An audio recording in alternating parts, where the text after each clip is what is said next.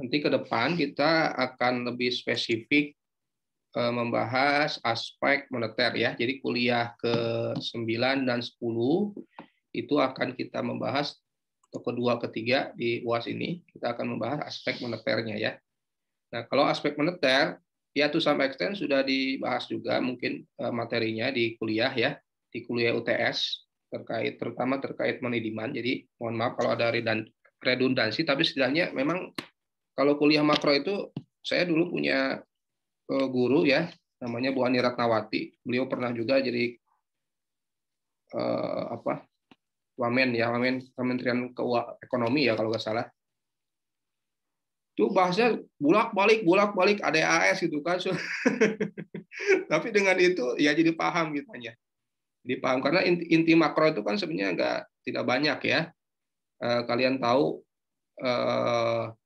ISLM plus Islam sekarang, terus bagaimana determinan dari IS, determinan dari LAM, ya, terus kemudian dari ISLM, kemudian ADAS, ya, kemudian dari ADAS model pertumbuhan, ya.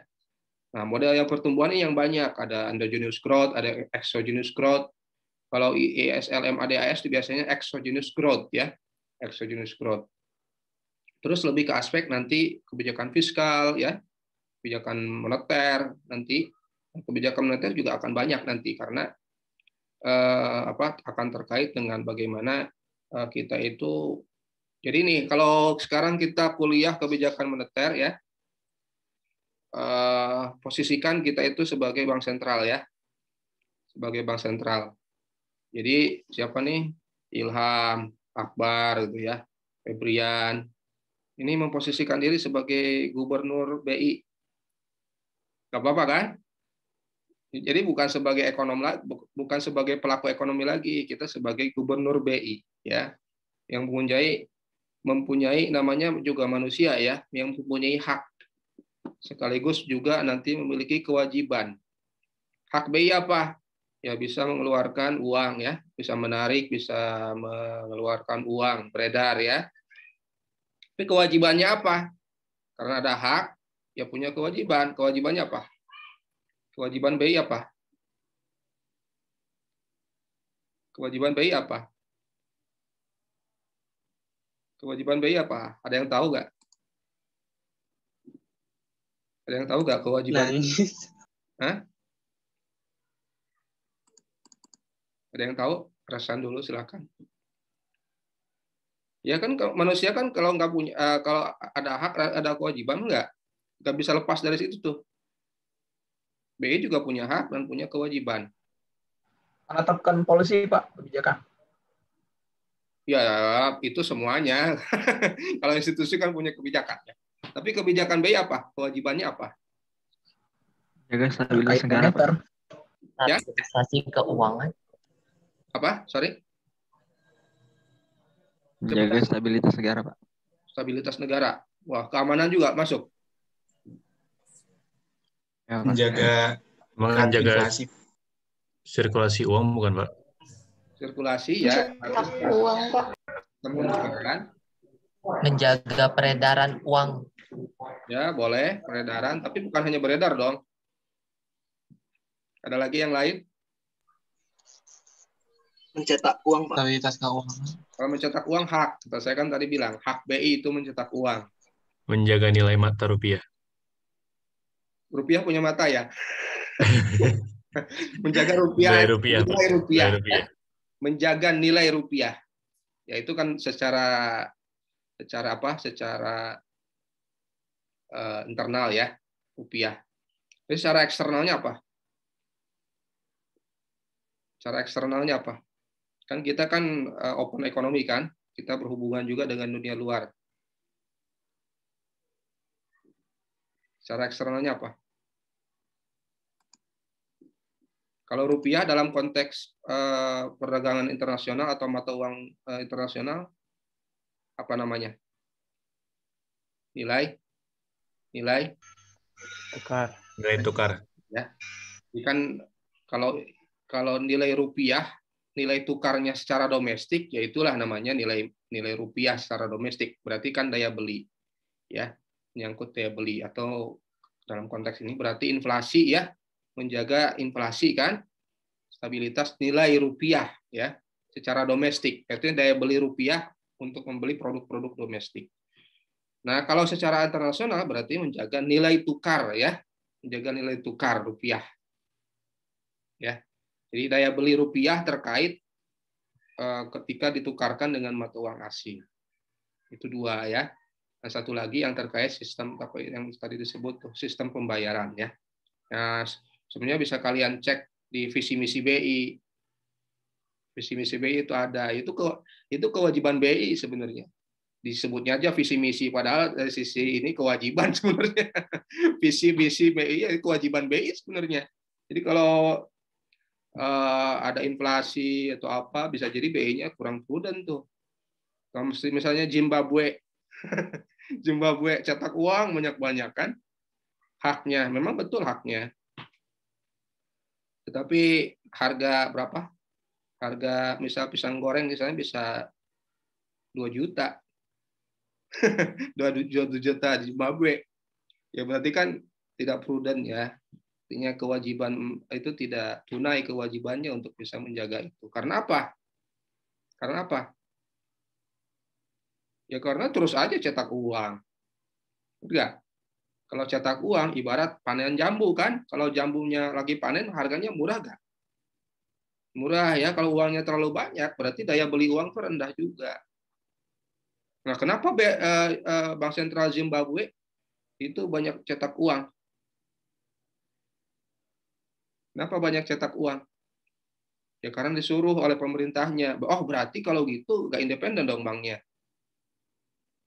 Tidak independen ya bank sentralnya. Nah, bersyukurnya BI itu dulu itu masih setingkat menteri, gubernur BI itu. Ya di zaman saya masih SD mungkin ya. Itu masih ingat tuh. Gubernur BI itu namanya Sudrajat Jiwandono atau apa. Nah, itu ada di kertas yang bareng dengan menteri-menteri itu. Berarti saat itu BI itu bukan independen, dipilih oleh presiden setingkat menteri. Nah, bisa bahaya juga. Makanya tahun 98 kalau nggak salah ada undang-undang independensi bank sentral. Undang-undang independensi bank sentral itu apa? Undang-undang yang bahwa bank sentral itu kebijakannya harus independen. Ya, tidak bisa dikooptasi, tidak bisa diintervensi oleh kebijakan fiskal. Ya, tidak bisa diintervensi oleh pemerintah. Jadi Pak siapa nih sekarang Gubernur BI Pak Periwarjio ya, itu tidak bisa diintervensi oleh Jokowi, nggak bisa. Misal ini Presiden Jokowi sekarang atau Sri Mulyani lah gitu ya. Kemarin kan ribut tuh ketika COVID kan, Bu Sri Mulyani ingin menerbitkan obligasi. Menerbitkan obligasi orang siapa mana mau beli obligasi kan? Akhirnya mintanya ke BI. Beli dong. Wah, nggak mau saya kata BI. Ini kan kita juga punya neraca dan seterusnya. Karena itu ada konsekuensi inflasi kan? Kalau tambah uang kan ada inflasi. Jadi independen. Wah, ini perlu negosiasi. Nah, kalau zaman dulu itu yang kasus Zimbabwe sekarang itu ya. Bank sentralnya tidak independen, ketika pemerintah ingin membiayai pembangunan, cukup cetak uang. Ini kan banyak tuh pertanyaan awam ya. Kita ini dana pembangunan kenapa sih gak cetak uang aja? Benar nggak?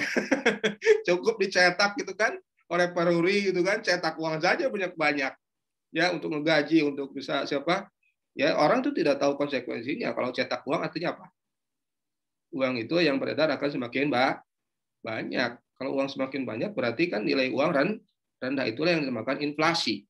Bahkan bisa hiperinflasi. Ya makanya nanti sekarang ada kebijakan moneter ya. Ini intermezzo dulu biar kalian tahu bahwa kenapa ini harus independen ya. Harus independen. Jadi kebijakan BI itu fokusnya itu aja udah inflasi, nilai tukar dan neraca pembayaran. Sekarang pun dipisah lagi. Sekarang dipisah lagi untuk bank ya, dulu tuh BI itu mengatur bank juga, perbankan ya. Nah, sekarang dipisah juga terkait mengatur atau pengaturan lembaga keuangan itu sekarang oleh OJK. Dulu oleh BI semua. Coba bayangkan dulu, begitu powerfulnya BI atau pemerintah ya, bisa mengatur lembaga keuangan, bisa mengatur moneter, bisa mengatur nilai tukar dan seterusnya di zaman Orde Baru misalnya. Nah, sekarang sudah mulai ditata ya bahwa fiskal oleh nanti kementerian pemerintah atau ini Kementerian Keuangan ya, moneter oleh Bank Sentral ya, dan juga neraca pembayaran sistem pembayaran ya. Jadi kalau ini sebagai intermezzo nih, kalau kita izin buat fintech yang itu mengelola pembayaran itu izinnya ke BI ya, izin fintechnya sendiri ke OJK. Jadi ada 2 izin sekarang karena itu menyangkut sistem pembayaran kan, berarti harus punya izin BI ya, izin fintechnya ke OJK ya. Dulu sama, hanya beda direktoratnya saja itu ya. Nah, nanti kuliah ke 9 dan 10 ini akan terkait moneter ya, kebijakan moneter. Nah, mungkin yang sekarang ada redundansinya, silakan saja nanti kalau ada pertanyaan bisa tulis di chat ya, di chat. Nanti bisa juga nanti raise hand karena ini kira-kira kuliahnya itu ada berapa menit nih? Nanti saya putar di sini, nanti linknya nggak saya share juga ya. Nanti kalau di-share nanti bisa keluar semua. Nah, benar nggak? Kalau di sini kan bisa interaktif, menit keberapa nanti bisa ditulis. Kalau ada pertanyaan, nanti bisa raise hand juga setelah kuliah selesai. Nanti kan saya lebih efisien ya. Saya lebih efisien, ini lagi flow juga gitu, jadi serak. Oke. Sebelumnya ada pertanyaan nggak terkait konstelasi fiskal moneter ini? Sebelumnya? Nggak ada ya? Nggak ada ya? Nah, ini saya juga terus terang ya ke kalian nih. Saya tuh memang dididik secara moneter ya. S1 saya itu moneter ya. Dulu nggak ada XR, dulunya ada ilmu ekonomi. Konsentrasinya ilmu ekonomi moneter. Tesis saya S1 saya itu Can Money Stock Targeting Stabilize Exchange Rate. Tuh kan ada semua ya. MS ada. Can Money Stock Targeting Stabilize Exchange Rate. Udah bahasa Inggris zaman dulu skripsinya. Jadi kalian jangan kalah sekarang ya. Kalau ada skripsi bahasa Inggris boleh loh. Boleh loh skripsinya bahasa Inggris, nanti dipublish di jurnal gitu ya. Tapi harus betul juga belajar moneternya ya.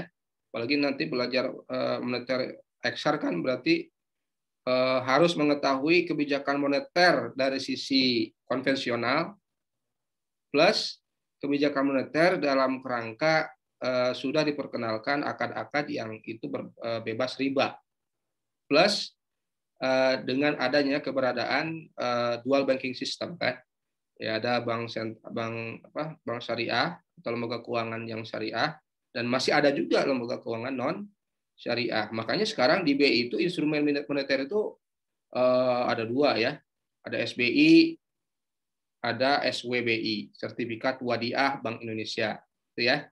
Ada misalnya juga akad-akad yang lain ya, akad GWM misalnya kalau dulu basisnya kupo atau basisnya suku bunga, nah sekarang memakai akad wadiah ya. Juga akad-akad misalnya yang berbasis suku bunga sekarang memakai akad mudorobah selling rate. Jadi jangan khawatir ya, kalau kalian bekerja di BI ya itu bahkan tugas kalian ya. Nanti kalau misalnya ada di antara kalian ini ditakdirkan ada yang ini di BI, ada terus loh ya, tiap tahun ya ada terus. Tahun ini ada 1 orang XR ya, kakak kelas kalian yang di BI itu berdasarkan talent scouting ya. Dari FEM itu ada mungkin 4 atau 5 gitu ya. Berarti kan dibagi berapa tuh, bagi berapa departemen. Tapi dari XR ada terus satu atau 2 gitu ya tiap tahun itu. Ada talent scouting. Nah bagus juga kan. Ada nuansa syariahnya nanti di BI ya, ada nuansa bagaimana kita kemudian melakukan bukan purifikasi, jadi instrumen-instrumen yang tadinya belum bebas riba kita perkenalkan alternatif yang bisa bebas riba ya, instrumen-instrumennya ya. Sekarang tuh sukuk tuh sudah luar biasa ya, perusahaan-perusahaan tuh sudah biasa mengeluarkan sukuk ya. Kalau dulu kan corporate bonds gitu ya atau government bonds. Sekarang tidak sungkan lagi orang itu menerbitkan sukuk walaupun itu perusahaannya perusahaan yang bukan perusahaan milik orang muslim misalnya. Karena sebenarnya bagi mereka itu mungkin lebih lebih pasti gitu ya, lebih menguntungkan, lebih stable lah gitu ya. Lebih stable, menjamin stabilitas dari sisi return-nya, dari sisi pengembalian sukuknya dan seterusnya. Ya karena kan biasanya kan basisnya itu basis jual beli ya, kalau dalam ini basis murabahah atau basis salam itu lebih safe ya, lebih bisa di manage keuangan perusahaan itu. Gitu ya. Kalau suku bunga kan kadang-kadang fluktuatif juga. Apalagi nanti misalnya Fed fund rate naik atau turun kan itu bisa spread-nya bisa berubah juga gitu ya. Yield dari sukuk itu bisa berubah juga. Ya ini tugas kalian ke depan ya. Nah, sekarang kita akan bahas ya, akan kita dengarkan juga gitu. Saya juga akan menyimak lagi kuliah kebijakan moneter ya dari sisi syariah ya. Untuk kuliah untuk kelas 1 nanti ini akan berseri ya 2 kali karena minggu depan juga akan terkait moneter yang lebih ke arah bagaimana inflasinya ya. Jadi teori tentang inflasi dan seterusnya. Saya share dulu ya.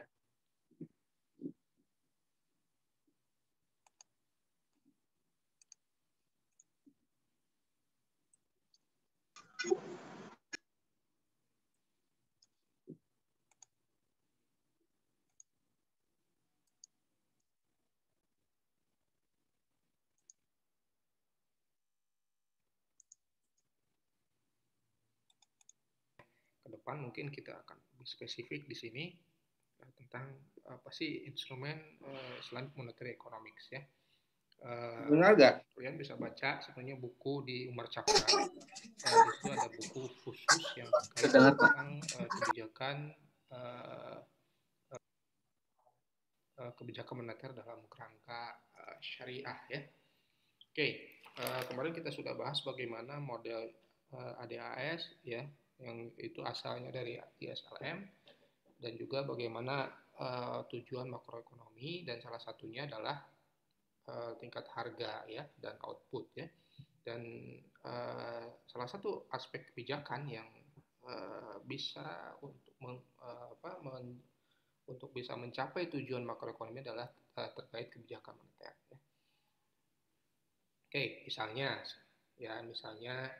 sekarang BI ketika situasi pandemik ini memberi surat berharga nasional ya, atau surat berharga negara, itu baik yang konvensional maupun syariah. Kenapa? SBN ini bisa dibeli oleh BI dan uangnya bisa digunakan untuk membiayai defisit fiskal ya, karena instead of daripada kita membeli atau melakukan utang luar negeri, ya baik uang ini kita peroleh dari entitas-entitas domestik. Yaitu salah satu kebijakan moneter ya. Nah, bagaimana dalam kerangka syariah kita akan bahas frameworknya pada kuliah kali ini. Oke. Ini outline dari kuliah kita kali ini. Kita akan membahas teori permintaan ya, uang ya, karena namanya moneter berarti kan objeknya itu adalah uang ya. Nah, uang karena ini merupakan suatu aset ya, berarti punya permintaan dan punya penawaran ya. Nah, bagaimana uang ini dalam kerangka yang Islami gitu ya. Karena kemarin kita bahas bahwa uang ini kan tidak boleh memiliki envelope money ya, sehingga bagaimana kerangka permintaan dan penawaran uang ini yang syariah compliant ya, syariah compliant. Nah, bagaimana kemudian akan kita bahas bagaimana manajemen moneter Islami. Lalu instrumen kebijakan moneter apa yang dapat kita lakukan untuk bisa melakukan kebijakan moneter yang sesuai dengan syariah. Ya. Sebenarnya apa sih itu ilmu moneter? ya, atau monetary economics ya. Ya kalau kita bahas, saya sebenarnya dididik secara, ya ekonomi moneter ini adalah course by subjek saya ya. Jadi S1 saya di moneter, S2 juga Islamic Finance, S3 Global Economics. Nah, ekonomi moneter itu sebenarnya adalah cabang ilmu makro ya, cabang ilmu makro ya. Jadi makro itu kan agregat ya, yang dipelajari adalah agregatnya ya, bukan pasar satu barang atau pasar satu komoditi ya, tetapi adalah agregat demand dan agregat supply-nya. Oke. Sistem moneter ini banyak mengalami perkembangan ya. Sistem keuangan ini bahkan yang paling banyak dijadikan bahan studi empiris atau historis dibandingkan cabang ilmu lain ya. Bahkan kita lihat aset keuangan itu jauh melampaui sektor real ya. Jadi Anda bayangkan coba sekarang profil GDP ya, profil atau output sektoral itu pasti terlihat bahwa di sektor finansial itu melebihi dari sektor-sektor real. Kenapa? Ya kalau di sektor real kan mungkin hanya underlying-nya, tapi kalau di finansial ini bisa di-create nilai-nilai tertentu sehingga bisa bermultiplier ya gitu ya. Apalagi di Amerika tuh kalau kita lihat bahwa di US itu aset finansial itu bisa sampai nilainya 9 kali lipat atau 90% nilainya bisa berapa kali lipat ya, bahkan bisa 9 kali lipat dari aset sektor real gitu ya. Nah, perlu juga kita lihat bahwa di zaman Rasul mata uang ini menggunakan dinar, dirham ya, dan fulus ya. Dinar ini mata uang emas, dirham itu mata uang perak, fulus ini dari tembaga ya. Dan ini nilainya ini memang lebih tinggi dinar ya. Dinar dirham itu lebih tinggi daripada fulus ya. Ini yang kita adopsi namanya fulus, itu kan bahasa Indonesia juga ya. Nah, rasionya seperti apa? Rasio dinar dirham misalnya 1:10, walaupun fluktuatif ya. Dan ini semakin rasionya semakin mengecil ya. Dibanding Umayyah ini 1:12, dibanding Abbasiyah 1:15 ya, sampai Bani Mamluk itu 1:50. Jadi rasio emas perak ini atau dinar dirham ini mengalami fluktuasi juga. Jadi ada exchange rate di antara komoditi money ini ya. Nah, instabilitas mata uang atau nilai tukar ini kemudian menyebabkan fenomena ya ini apa yang disebut Grisham Law ya. Bad coins to drive out good coins out of circulations ya. Ya, artinya apa? Uang logam fulus atau tembaga ini malah mendesak keberadaan dinar dirham keluar ya. Karena apa ya? Kita tahu kalau di satu barang itu, di satu pasar ya,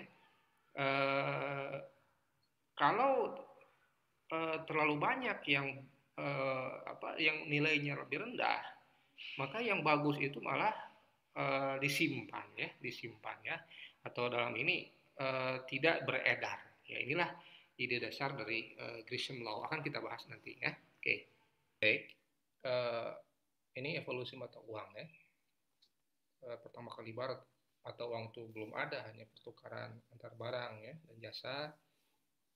Kemudian diadakanlah satu mata uang ya, mana ini berasal dari logam ya, terutama logam mulia atau logam yang dianggap berharga. Kemudian setelah itu setelah logam dianggap tidak efisien untuk saling dipertukarkan atau dibawa kemana-mana misalnya ya, dianggap ya sudah sekarang cukup logamnya disimpan di bank sentral, ini namanya gold. Lalu setiap statement dari kertas yang dikeluarkan oleh bank sentral ini disimpan dalam bentuk emas di bank sentral ya. Makanya kalau kita tahu aspek sejarah misalnya, yang disebut dollar itu berasal dari kata thaler. Thaler itu adalah satu tambang emas. Atau pound sterling. Pound sterling ini kan sebenarnya ada padanan emasnya dulu. Ya. Emasnya sendiri bukan alat tukar, tapi yang resmi ya. Namun otoritas moneter menjadikannya sebagai parameter untuk perdagangan internasional ya. Nah itu masih gold standard. To some extent beberapa persentase dari mata uang itu, bahkan ada yang seluruhnya ini menggunakan konversi dari gold standard itu. Selanjutnya ini namanya the gold exchange standard. Ini namanya kalau kita lihat dalam sejarah ini Bretton Woods system. Sudah tidak ada lagi. Semua mata uang tidak perlu menurut Bretton Woods ini dijadikan atau distandar oleh emas. Cukup US dollar saja ya yang di backup emas, dan kemudian US dollar ini konsekuensinya harus menjadi international reserve currency. Jadi ini adalah sejarah setelah perang dunia kedua ya, sebelum berakhir tahun 1944, di mana Amerika itu ingin menancapkan dominasinya, menjadikan dolar sebagai international reserve currency, dan dolar ini di backup oleh emas. Coba Anda lihat sejarahnya ya. Nah, kemudian Bretton Woods sistem sendiri pun collapse ya. Maksudnya akhirnya Amerika dengan sepihak membatalkan Bretton Woods system ini, tetapi dolarnya masih tetap menjadi international reserve currency. Reserve currency ini digunakan untuk medium of trade ya, sebagai media perdagangan, dan juga sebagai media penyimpan nilai ya. Kalau kita dalam perdagangan biasanya akan dikonversi dalam bentuk dolar. Jadi Amerika itu sebenarnya dengan menjadikan dolar ini sebagai international reserve currency, mereka itu bisa mengekspor inflasi ya, Jadi apa? Seniorage di Amerika kan, kalau seniorage ya mencetak uang kan konsekuensinya kan inflasi di Amerika, tetapi di US ya, kalau US ini mempunyai benefit, inflasi di Amerika itu bisa ditransfer ke negara-negara yang lain ya, ke semua negara bahkan ya. Makanya kebijakan the Fed ya, Bank Sentral Amerika itu pasti sangat dilihat ya, dikonsider sebagai satu kebijakan dunia ya. Ya begitulah tatanan dunia ya. Nah kemudian setelah Bretton Woods system ini itu sudah tidak berlaku, nah kemudian lahirlah fiat money. Fiat money ini semua mata uang keberadaannya sudah tidak di backup lagi ya rata-rata oleh emas. Ini hanya sebagai kewajiban bank sentral saja untuk menjaga nilainya ya. Termasuk dolar sendiri sekarang sudah tidak di backup lagi oleh emas. Ada beberapa mata uang yang di backup to some extent, misalnya Swiss franc ya, beberapa persen saja oleh emas, tapi ini hanya sebagai sebagai salah satu cara bank sentral yang bersangkutan untuk menjaga nilai dari mata uang tersebut ya, tetapi ini tidak secara internasional berlaku. Oke. Nah ini Bretton Woods ya, bisa Anda baca, ini kan tahun 44 ya, Amerika Serikat itu dengan ya karena sebagai pemenang perang gitu ya, di satu hotel di Washington ya, ada 44 negara di sini.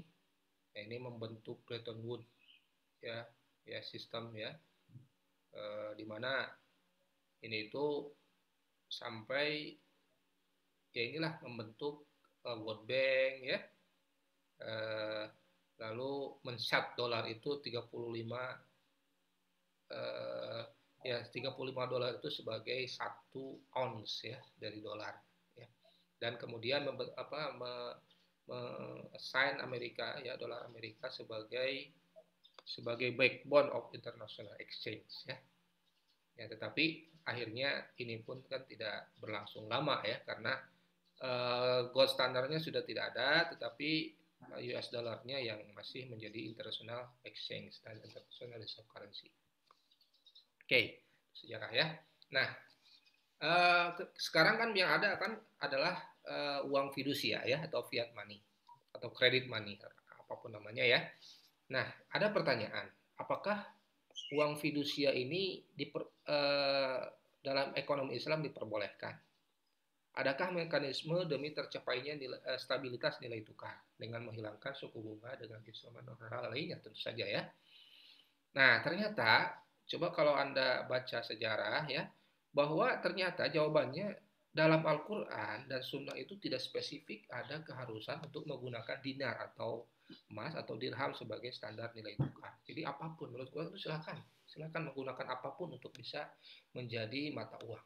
Ya, dinar sendiri sebenarnya kan bukan ini orisinal ya oleh orang Arab, atau di zaman Rasul itu bukan mata uang Arab, tapi ini kan sebenarnya mata uang dari Romawi ya, dinarius ya. Karena saat itu imperiumnya kan imperium Romawi itu ya. Nah, tetapi kemudian diadopsi oleh Rasulullah ini menggunakan mata uang dinar dan dirham. Oke ya. Lalu bahkan ini pun dikemukakan oleh banyak fuqaha seperti Imam Ahmad bin Hambal ya, dia salah satu pendiri mazhab juga Ibnu Hazm, Ibnu Taimiyah ya. Nah, dengan catatan walaupun mereka itu membolehkan uang fidusia ya, tetapi penggunaan uang fidusia ini harus dijaga nilainya ya, harus dijaga nilainya ya. Tapi konsekuensinya karena ini uang fidusia dalam sisi intrinsiknya tidak bernilai, sebenarnya ini akan menghilangkan peredaran uang dinar ya, makanya sekarang itu tidak ada lagi dinar ya, tidak ada lagi mata uang atau emas atau perak itu dijadikan sebagai medium of exchange ya. Ada sih mata uang dinar di Irak, tapi itu bukan mata uang dinar emas ya, tapi itu hanya namanya saja dinar ya. Oke. Bahkan sejarah pun ini mencatat bahwa Umar bin Khattab pun pernah memperkenalkan uang dari kulit binatang. Jadi menurut ajaran Islam sebenarnya apapun tidak ada landas tidak ada secara sejarah ya, silahkan apapun menggunakan medium apa sebagai uang itu yang dianggap itu sebagai sesuatu hal yang berharga atau diterima. Dalam hal ini yang berharga atau diterima ini tentu saja dalam konsep Islam dia tidak dimasalahkan. Misalnya ketika bank sentral mengeluarkan satu statement, inilah uang dan kita harus terima itu uang rupiah ya, harus terima. Tetapi sekali bank sentral itu mengeluarkan mata uang rupiah, itu adalah haknya bank sentral ya, karena by law ya, secara hukum. Tetapi ini adalah kewajiban sekaligus kewajiban bank sentral untuk menjaga nilainya. Ya, menjaga nilainya. Dengan apa? Tentu saja ada backup ekonomi yang lain. Ya, kalau misalnya kalau yang menjaga nilai mata uang rupiah apa? Yang menjaga nilai mata uang rupiah adalah ya berarti trade balance kita ya, atau balance of payment kita. Itulah yang menjaga nilai rupiah. Atau negara misalnya Arab Saudi. Arab Saudi apa yang menjaga nilai real itu? Di zaman tahun 70-an, 60-an itu satu Coca-Cola atau Pepsi tetap satu real. Sekarang pun masih satu real. Ya, ternyata kan yang menjaga nilainya itu dalam tanda petik emas hitam. Emas hitam? Itu kan mirip dengan gold standar ya. Emas itu apa? Emas itu adalah minyak bumi karena mereka berlimpah minyak bumi. Nah, Indonesia untuk kasus silakan menggunakan mata uang rupiah, tetapi hati-hati kalau Anda sebagai gubernur bank sentral ya, sebagai otoritas moneter, ini hak Anda untuk men-state ini adalah uang rupiah, tapi kewajiban Anda untuk menjaga nilainya. Ini sepaham dengan Imam Ghazali. Imam Ghazali membolehkan mata uang yang tidak dikaitkan dengan emas dan perak selama pemerintah menjaga nilainya. Ya, selama pemerintah menjaga nilainya. Pertanyaannya selanjutnya adalah siapa yang berhak mengeluarkan uang fidusia dan bagaimana menjaga stabilitas nilai uang tersebut dalam sistem keuangan tanpa bunga. Nah, ini akan menjadi masalah. Siapa yang berhak? Tentu saja otoritas moneter atau pemerintah yang sah. Nah, pemerintah ini dulu namanya masih pemerintah ya. Masih pemerintah itu masih antara kebijakan fiskal dan moneter sama. Ya. Nah, sekarang Bank Indonesia itu sudah independen ya. Artinya pemegang kebijakan fiskal adalah pemerintah ya atau Kementerian Keuangan dalam hal ini, sedangkan kebijakan moneter adalah otoritas bank sentral ya. Kenapa harus berbeda? Kalau sama nanti kan bahaya seperti ini kasus di Zimbabwe. Zimbabwe itu bank sentralnya tidak prudent ya, dan ini bersatu dengan kebijakan fiskalnya. Kalau pemerintah ingin merasa ini proyek pembangunan cetak uang dan seterusnya. Zaman dulu belum ada ya independensi bank sentral itu belum terjadi, sehingga uang itu terus dicetak sehingga nilainya terus turun ya. Jadi independensi bank sentral itu penting ya. Nah, menurut Al-Ghazali, pemerintah itu harus menyatakan uang fidusia itu tersebut merupakan mata uang yang sah dan mereka itu harus wajib menjaga nilainya. Ya. Menurut Al-Qur'an, uang adalah jaminan keadilan melalui fungsinya sebagai alat tukar, alat ukur dan alat penyimpan daya beli. Silahkan coba bisa dilihat ayat-ayatnya ya. Quran surat 6 ayat 152, surat 7 ayat 85, 11 ayat 85, 17 35, 26 ayat 181 ya. Kenapa? Instabilitas mata uang akan mengakibatkan instabilitas ekonomi atau keadilan ekonomi. Stabilitas harga berarti terjaminnya keadilan uang. Ini ternyata banyak keadilan itu yang prerequisite ya, dalam artian dalam keuangan ini.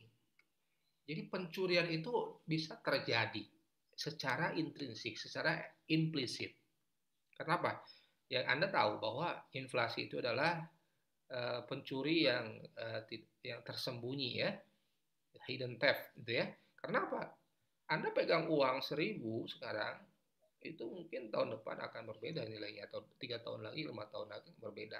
Itu kan dalam tanda petik sama saja dengan dicuri ya, dicuri. Nah itulah makanya pentingnya stabilitas mata uang ini untuk bisa menjadikan ekonomi itu lebih adil ya. Semakin stabil satu mata uang itu semakin baik ya bagi perekonomian, karena ketidakstabilan itu akan menimbulkan ketidaknyamanan, betul nggak? Oke. Nah, permintaan, nah ini sekarang berarti adalah penting untuk kita bisa melihat apa itu supply dan demand uang, ya. Kita tahu sekarang kembali ke tujuan kuliah kali ini adalah bagaimana permintaan uang dan bagaimana kebutuhan manusia. Nah, kita flashback. Kebutuhan manusia itu ada kebutuhan yang sifatnya mendesak dan perlu, ya. Ada juga kebutuhan yang tidak perlu atau kurang bermanfaat, ya. Di tengah-tengahnya tentu saja ada ya, ada yang perlu tapi tidak mendesak, ada yang yang setiap mendesak biasanya perlu ya. Ada yang perlu tapi tidak mendesak juga, ada tengah-tengah di antara kedua ini, ya. Oke. Nah, yang perlu dan mendesak ini adalah komponen permintaan uang untuk memenuhi kebutuhan transaksi dan kegiatan produktif. Yang tidak perlu atau kurang bermanfaat adalah konsumsi berlebihan atau conspicuous consumption, investasi yang tidak produktif, yang tidak menghasilkan kualitas ekonomi, dan investasi spekulatif. Nah, upaya atau regulasi untuk menjaga suku bunga sebagai instrumen pengendalian uang justru mengakibatkan penggunaan sumber daya untuk keperluan tidak produktif atau tidak berkualitas secara ekonomi. Ya, artian hati-hati memainkan suku bunga sebagai instrumen pengendalian permintaan uang. Kita tahu di kuliah kemarin interest rate adalah sebenarnya itu tidak bisa kita serta mainkan ya. Kita naikkan suku bunga misalnya untuk menyerap likuiditas, turunkan suku bunga. Sebenarnya itu hal yang harus hati-hati kita keluarkan kebijakannya. Dan misalnya itu sebenarnya seperti apa? Ya modal lomba sharing ya, sebenarnya itu kan adalah pasar ya, nilai pasar antara sahibul mal ya dengan mudharib, dengan bisnis operator ya. Antara sahibul mal dengan bisnis operator bernegosiasi dan lahirlah misalnya 60-40. 64% buat bisnis operator, 40% buat pemilik dana. Nah, ini kemudian diakumulasi dan diagregasi semuanya sehingga lahirlah mudharabah sharing secara nasional. Misalnya kan seperti itu, ya.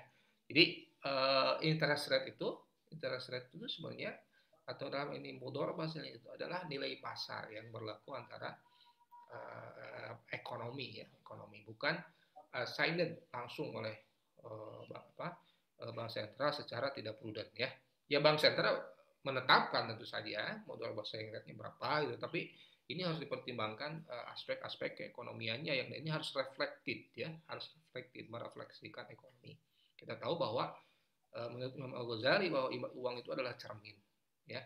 Uang itu adalah cermin. Nah, dalam artian uang atau mudharabah sharing rate dalam Islam itu adalah cermin daripada apa yang terjadi di sektor realnya, ya. Bukan assign langsung. Ini kita perlu uang sehingga kita tarik uang ini dengan misalnya dengan mempermainkan suku bunga dan seterusnya, itu ya. Jadi ini hati-hati sekali untuk menentukan suku bunga ini. Nah, secara konvensional bahwa suku bunga dan permintaan uang ini bahwa dengan regulasi mempermainkan suku bunga untuk mengendalikan permintaan uang justru mengakibatkan penggunaan sumber atau penyalahgunaan sumber daya finansial untuk tujuan yang tidak produktif dan demi pemenuhan kebutuhan yang tidak perlu atau kurang perlu. Investasi yang kurang produktif akan ini akan menyebabkan inefisiensi ekonomi. Coba Anda bayangkan kalau misalnya masyarakat itu lari atau berkejar investasi itu ke investasi portofolio ya, masuk ke suku bunga atau ke aset-aset finansial yang tidak ada tidak relevan dengan sektor publik, maka kan investasi ini yang mestinya investasi mereka yang mestinya dilahirkan ke sektoril atau dialirkan ke sektoril malah disimpannya di instrumen-instrumen keuangan yang tidak ada relevansinya dengan sektoril. Coba misalnya begini ya. Misalnya begini, sekarang BPD misalnya atau bank-bank gitu ya, di intermediasi perbankan memiliki sumber dana titipan dari nasabah namanya DPK itu ya, dana pihak ketiga. Nah, DPK ini secara fungsi intermediasi perbankan ini adalah sebenarnya harus masuk ke sektor finansial sektor real kan, karena dialirkan lagi melalui financing pembiayaan di sektor real. Namun pada kenyataannya misalnya DPK ini tidak lari ke sektor real karena apa? Bagi perbankan, bagi yang ini dianggap terlalu berisiko, atau ini kan bagi mereka sebutnya opportunity cost. Opportunity cost apa? Saya bagi perbankan ya. Saya daripada memberikan atau mengalirkan ini untuk sektor real yang harus berisiko dan seterusnya, lebih baik saya simpan misalnya di SBI atau SWBI, lebih baik saya simpan di aset-aset finansial yang ini suku bunganya tinggi atau ini hasilnya terlalu tinggi, sehingga uang itu hanya larinya ke sektor finansial, larinya ke sektor-sektor yang tidak produktif, yang kurang berkualitas dari sisi penyerapan tenaga kerja, ya, penyerapan tenaga kerja. Inilah disebut dari sisi perbankan ini inefisiensi perbankan. Fungsi intermediasi perbankan yang tadinya itu mengumpulkan dana masyarakat lalu menyalurkannya kembali kepada masyarakat lagi untuk investasi ya, untuk investasi real yang melahirkan penyerapan tenaga kerja, yang melahirkan output, ini tidak terjadi. Ya, jadi ini mempermainkan suku bunga itu hati-hati juga ya, sehingga kita makanya di negara maju itu karena ekonominya efisien, suku bunga itu rendah sekali ya, suku bunga itu rendah sekali. Ya, atau bahkan di beberapa negara lain itu zero interest rate, gitu ya. Nah, oke. Ajaran ekonomi Islam menekankan 3 variabel penting tersebut untuk manajemen permintaan uang ya. Sebagai berikut. 1, nilai moral.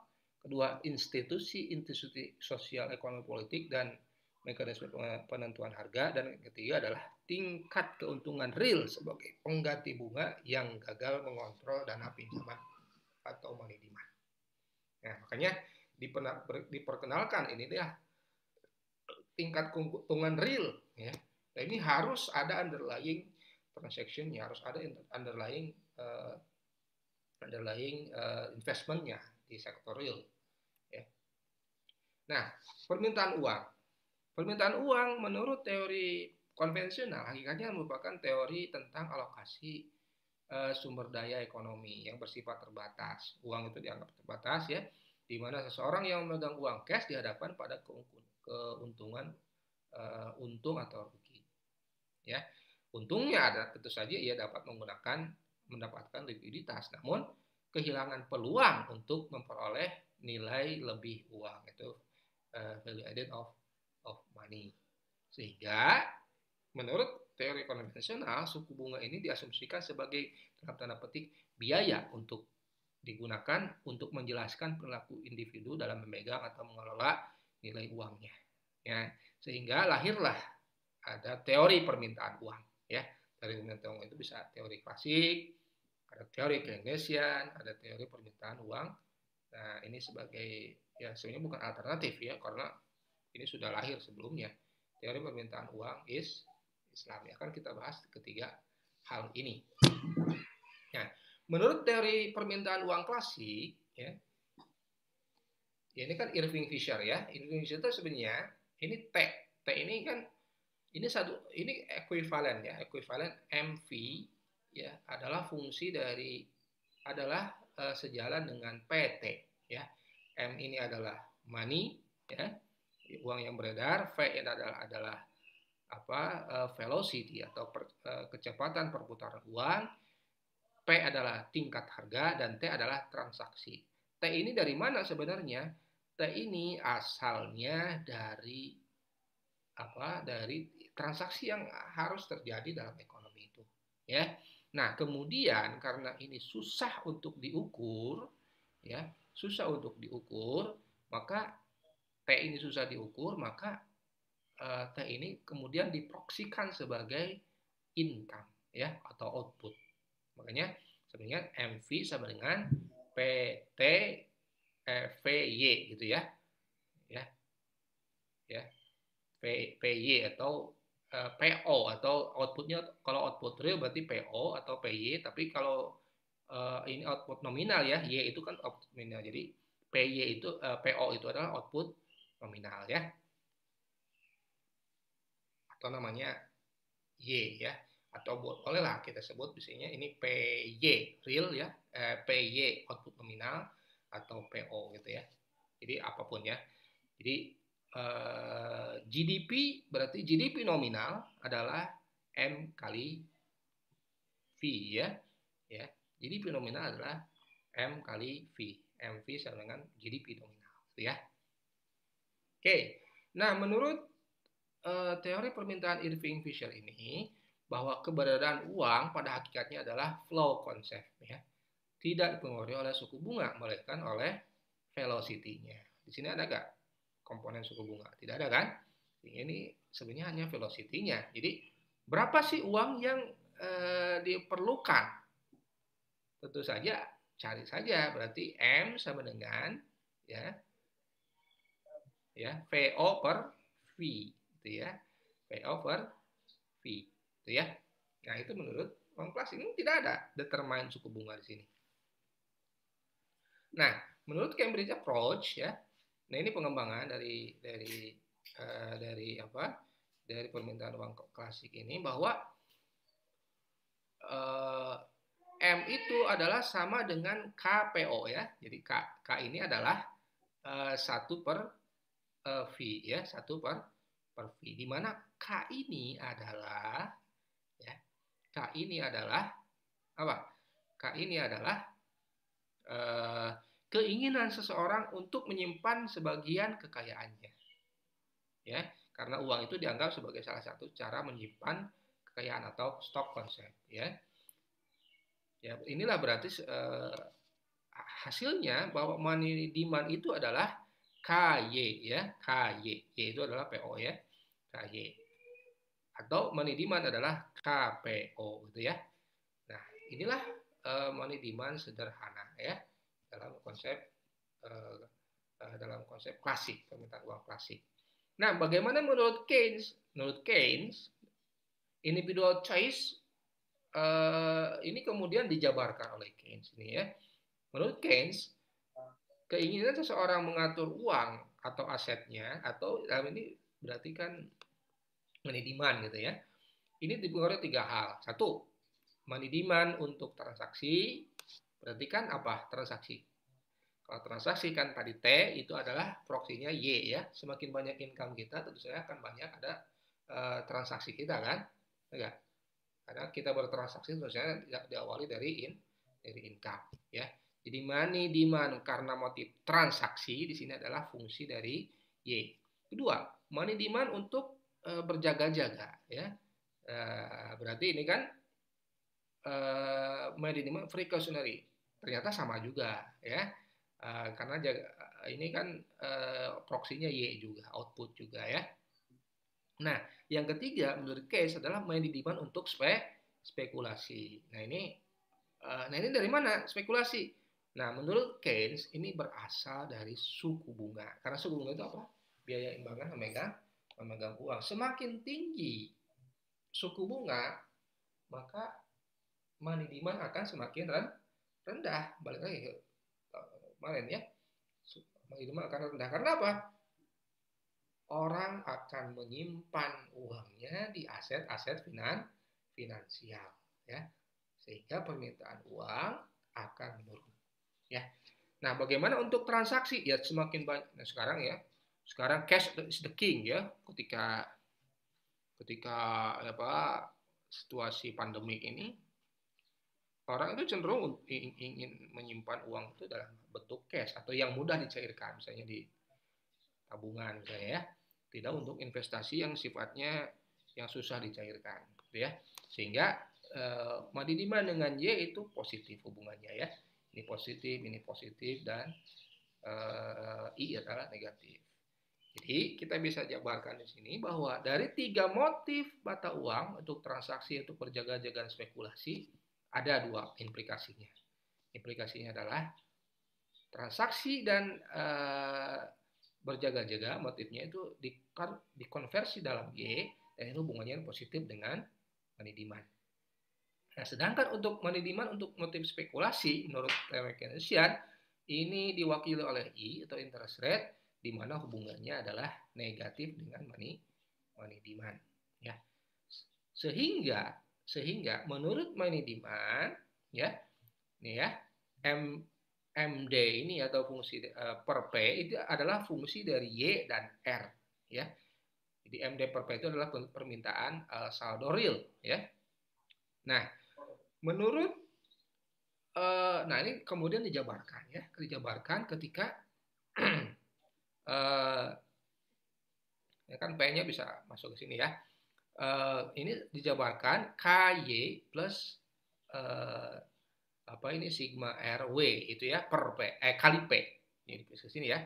Ini dari mana KY? KY itu kan ini, ya. Nah, R ini adalah tingkat-tingkat harga, ya. Baik harga upah, gitu ya. Ini masuk ke sigma, ya. Yang ini fungsi dari R dan dikali W, ya. Menurut Keynes dalam jangka pendek kan tingkat-tingkat harga di sini, ya. Dari harga input, harga output itu konstan, ya, dianggapnya. W, ya, wages dan P itu dianggap konstan. Sehingga menurut Keynes money demand adalah fungsi dari KY plus sigma R, ya. Ya, sigma R. Sigma atau lambda, ini lambda, ya. Lambda R, ya. Di mana lambda ini adalah fungsi dari R, ya, atau dipengaruhi oleh suku bunga. Sehingga menurut teori Keynes, money demand ini berbanding lurus dengan real income, dengan Y ya, positif. Dan berbanding terbalik dengan R. Ya, inilah. Oke, makanya lahir misalnya liquidity reference itu ya, LM. Kurva LM itu kan LR ya. Ini dipengaruhi oleh Y dan R ya. Oke. Nah, inilah fungsi dari secara grafik ya, secara grafik money demand secara Keynesian ya. Ya, bahwa money demand itu adalah fungsi dari R juga, yang hubungannya negatif ya, negatif. Dan ini ada spekulatif demand di sini ya, ada spekulatif demand di mana semakin tinggi R maka atau semakin rendah R maka semakin tinggi money demand, dan sebaliknya semakin tinggi R maka semakin rendah money demand ya. Oke. Nah, ini menurut Keynesian ya, bahwa motif uang itu dipengaruhi oleh motif transaksi ya. Dan ini adalah Y ya. Dan juga dipengaruhi oleh motif precautionary, ini juga Y juga ya sebenarnya tadi. Dan motif ini Y juga ya, Y sini ya. Ini Y juga ya. Dan motif spekulasi.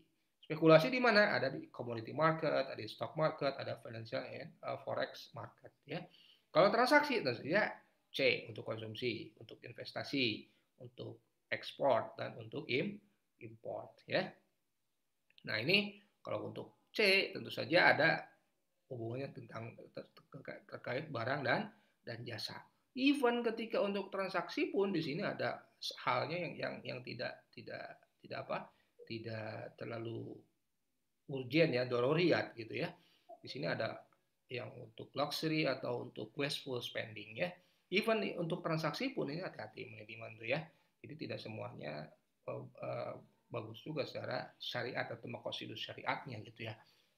Apalagi untuk motif spekulasi ya. Untuk spekulasi, dan ini nanti akan kita bahas di sesi berikutnya, bahwa ini sangat tidak relevan sekali dalam ekonomi Islam itu ya. Karena bentuk-bentuk spekulatif dalam permintaan uang ini akan menyebabkan instabilitas ekonomi ya. Ya bukan stock marketnya yang haram atau commodity marketnya haram, bukan, tapi biasanya motif spekulasi ini terjadi di stock market. Kita boleh tanam saham yang secara syariah kan, kita tanam saham, investasi di saham, nanti dividennya nanti akan kita raih gitu ya, juga capital gain-nya. Tetapi yang itu yang diperbolehkan. Yang tidak diperbolehkan kan ada spekulatifnya. Kita mempermainkan jadi trader saham, dia saham kita goreng dulu sahamnya, ada itu yang tidak boleh secara syariat. Makanya ada guidance itu bagaimana transaksi saham secara syariat yang ini sangat yang ini sangat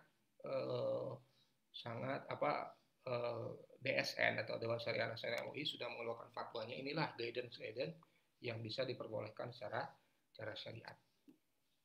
Ya. Nah, bagaimana mazhab money demand Islam ini, sebenarnya ini gambaran, nanti di kuliah selanjutnya kalian akan saya ulas lebih detail lagi. Nah, dalam Islam ini hanya ada dua motif memegang uang, yakni motif transaksi dan motif berjaga-jaga. Ya, tadi sebut berarti sebelah kiri, dua sebelah kiri. Motif spekulasi tidak diperbolehkan dalam kerangka sistem moneter Islami. Ya. Dan beberapa pandangan atau mazhab dalam analisa money demand Islam itu ada tiga ya, mazhab Iqtisoduna, mazhab mainstream, dan mazhab ketiga atau mazhab alternatif. Nah, ini akan dibahas pada sesi berikutnya. Sekian dari saya. Kalau ada pertanyaan silahkan tulis di komentar di YouTube, bisa juga di forum ya. Dan kalau ada misalnya ingin langsung live, bisa kalian invite saya di jam tertentu ya, di live streaming. Sekian dari saya. Assalamualaikum warahmatullahi wabarakatuh. Oke. Mana? Sudah. Halo semuanya, di video kali ini kita akan belajar tentang memahami laporan keuangan. Sebagai seorang investor, penting banget untuk kita bisa paham tentang laporan keuangan. Tapi tugas kita sebagai investor, yang penting adalah kita bisa paham dulu. Jalan terus. Oke. Gimana tadi? Sudah itu ya? Kira-kira gambaran moneter ya. Tentu berawal dari money demand dulu ya. Money demand. Tadi juga sudah dibahas juga terkait rezim ya. Rezim nilai tukar ya, atau rezim mata uang ya. Bahkan dibahas juga tadi apa sih yang boleh jadi uang, apa yang tidak boleh jadi uang, atau jangan-jangan boleh semua, silakan aja ya, selagi dia berharga, mempunyai nilai, atau nggak mempunyai nilai pun asal di backup dengan nilai-nilai tertentu ya oleh bank sentralnya ya. Tadi ada pandangan dari Imam Ghazali tadi ya. Jadi kira-kira seperti itu ya. Ada pertanyaan silakan. Izin bertanya, Pak. Ya, silakan. Berarti dalam metode yang tentang Islam berarti ini apa ya, mengacu terhadap Keynesian ya, Pak. Cuman tidak ada spekulasinya. Ya, Matt Wali dulu di UTS juga sempat kita bahas ya tentang motif Islam itu ya. Islam itu kan sebenarnya modifikasi dari Keynesian ya. Tapi kan nanti besok minggu depan ya ada mazhab Iqtisoduna, itu sama sekali berbeda ya. Iqtisoduna juga Matt Wali itu juga berbeda ya. Walaupun Matt Wali juga itu Keynesian ya. Ada Keynesian. Memang Keynesian ini memang framework ya, makroekonomi yang paling umum ya, yang paling umum dipakai ya, paling lumrah sekarang dalam tatanan konteks makroekonomi ya. Karena model Keynesian ini kan menjelaskan fenomena jangka pendek ya, dan juga jangka panjang. Dan ini model yang more or less sudah lebih solid lah ya, kan terakhir juga kan di tahun 1928 ya. Dan ini sangat bisa menjelaskan fenomena jangka pendek ya. Manusia kan inginnya dalam jangka pendek ada dampak ekonomi ya.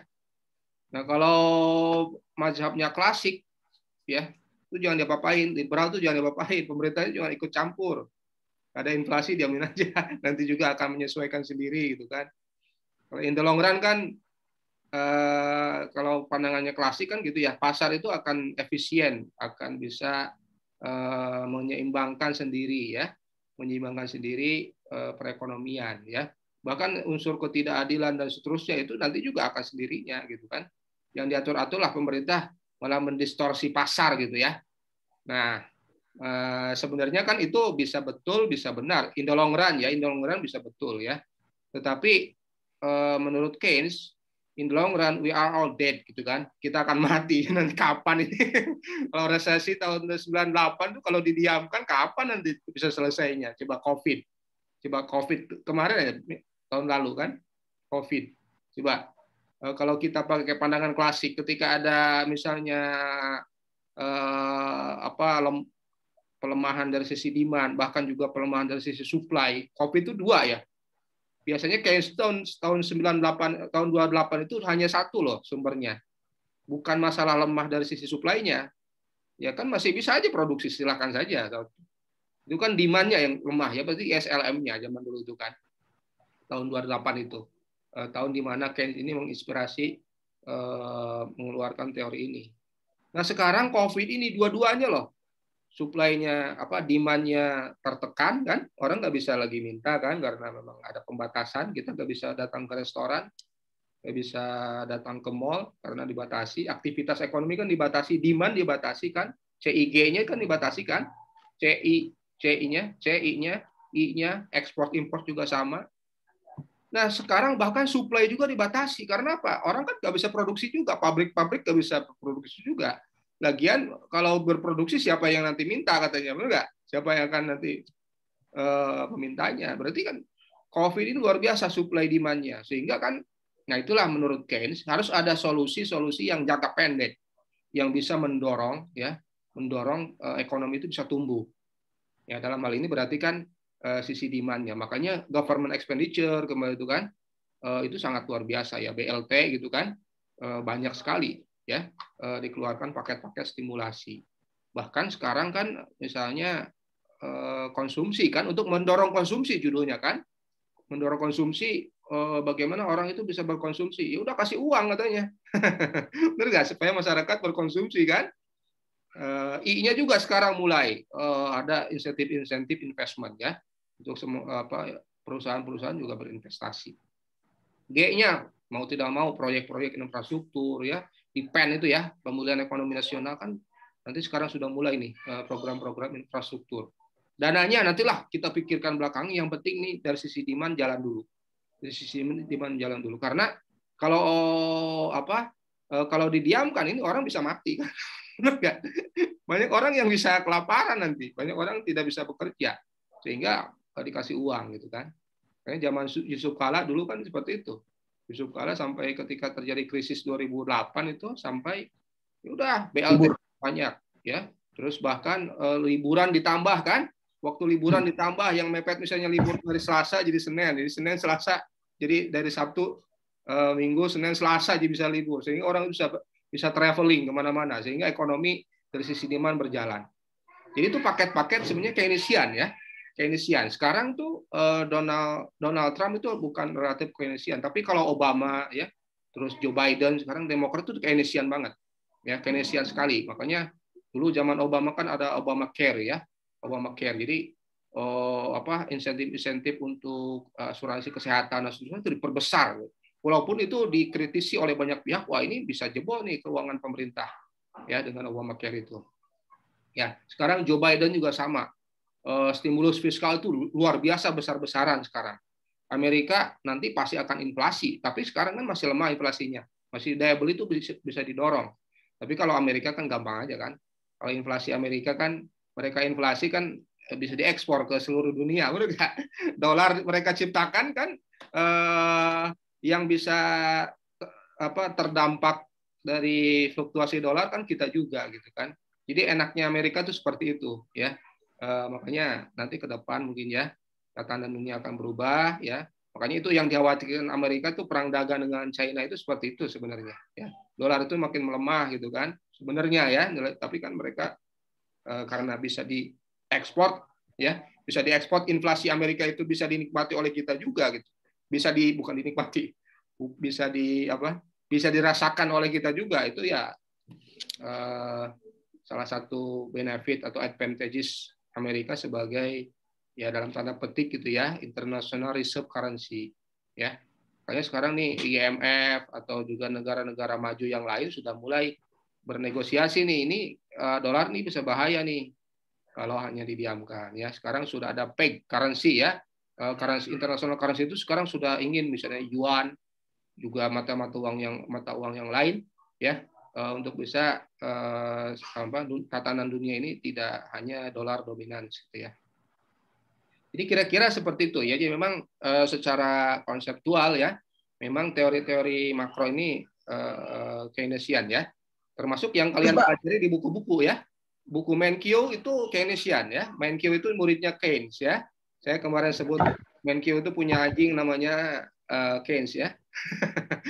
Punya anjing namanya Keynes karena memang Keynesian, karena orang itu cenderung ingin solusi itu dalam jangka pendek ya. Ingin solusinya dalam jangka pendek.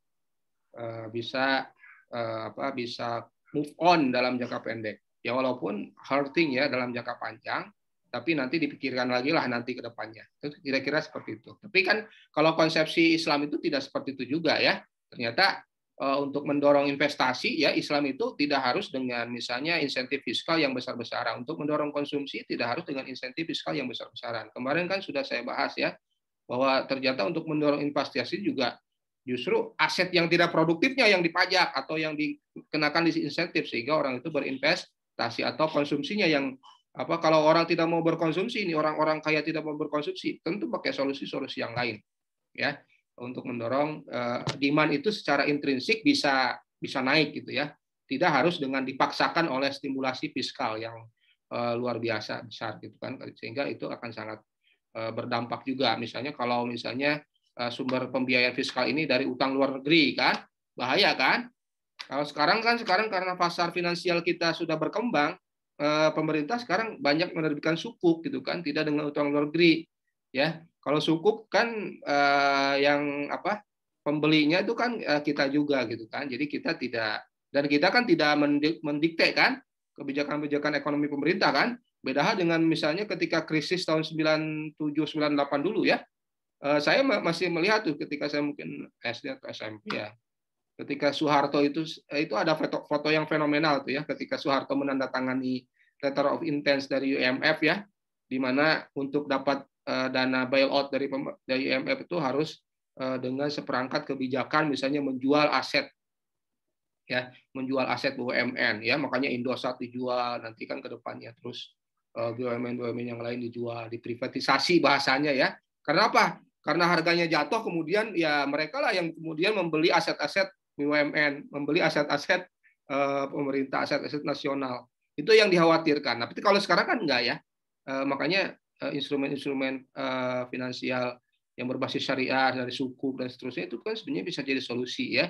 Ya, dan tanpa kita itu secara pencatatan mungkin masih utang ya atau pinjaman gitu ya. Tetapi kan secara ini kan kita tidak mendikte kebijakannya kan. Justru yang membantu perekonomian itu adalah masyarakat domestik juga. Itu kira-kira kan ada solusinya ya. Nah, itu sebenarnya tantangan buat kalian nih. Nanti ketika kalian sudah misalnya pemangku kebijakan ya, justru instrumen-instrumen utang itu sekarang harus dialihkan bukan hanya berbasis utang, bahkan nanti kedepannya harus equity base ya. Jadi kalau ada aset BUMN yang memang ini yang membelinya itu adalah orang Indonesia juga gitu kan, makanya sekarang pasar saham misalnya ya, bisa menerbitkan saham. Sekarang yang membeli kan bisa kalian juga kan, beli saham BUMN kan, ya, beli saham BUMN kan bisa kita juga. Jadi tidak harus dengan utang luar negeri gitu ya. Jadi banyak sekali instrumen-instrumen ke depan ya nanti secara moneter yang itu sangat inovatif dan sangat penting dan sangat bisa menjaga stabilitas perekonomian, bahkan secara politik juga ya, sangat penting. Itu ya kira-kira awal. Pak, boleh tanya satu lagi nggak Pak terkait? Nah kan di dalam sisi money demand Islam kan menghapuskan spekulatif tersebut kan ada 3 aspek. Salah satunya commodity market, stock market, foreign exchange, dan financial instrument. Nah itu dan kata Bapak tadi ketiga aspek dari spekulatif tersebut dalam Islam itu nggak haram, cuman ada sisi-sisi yang harus dikritisi. Nah, itu tuh masuk ke dalam motif transaksi atau berjaga-jaga, Pak? Kan tadi saya maksud spekulasi di pasar itu ya, di pasarnya, bukan di pasar saham, bukan pasar saham spekulatif, tidak ya. Spekulasi di pasar komoditas, di pasar saham, dan di pasar foreign exchange rate ya. Biasanya spekulasi sama. Terus sekarang ada lagi tambah satu lagi ya, Bitcoin. Banyak spekulasi di Bitcoin sekarang ya. Nah, itu sama sekali tidak ada hubungannya dengan sektor real ya, bahaya itu ya. Nah, kalau pasar saham itu tidak sahamnya yang haram, bukan sahamnya yang haram. Commodity market ya, di pasar misalnya komoditas ya, kayak misalnya sawit atau komoditas pertanian, itu tidak haram, pasarnya tidak haram. Demikian pula forex, itu tidak haram. Yang haram itu perilakunya. Ya, atau zatnya. Kalau pasar saham contoh ya. Kalau pasar saham tuh kalian bisa cek ya di IDX tuh ya. Apa sih kategori pasar saham syariah atau saham syariah? Satu tentu saja adalah sahamnya itu adalah dari perusahaan yang halal ya, secara zatnya. Bukan dari perusahaan yang memperjualbelikan babi, atau misalnya minuman keras, atau tambah di Indonesia itu alkohol misalnya ya, atau bukan alkohol, rokok ya, termasuk juga tuh emiten rokok itu tidak halal ya, bukan termasuk saham syariah. Yang kedua, instrumen polanya atau tata cara pembeliannya ya, ada buy najasi, buy ihtikar, itu kalian bisa cek tuh di fatwa DSN tuh ada saham-saham transaksi saham yang tidak boleh secara syariah ya, menggunakan margin ya, menggunakan ya namanya saham, kita investasi kan harus uang sendiri. Nah, ini ada investasi margin, investasi uang untuk misalnya uangnya pinjam dulu kalau kita belikan, itu nggak boleh kan, ketika harga sahamnya jatuh bisa bahaya kan, bisa orang, makanya kemarin ada yang sampai bunuh diri, ada yang jatuh dari karena mungkin itu pakai margin. Coba pakai uang dingin, enggak? Uang dingin itu apa?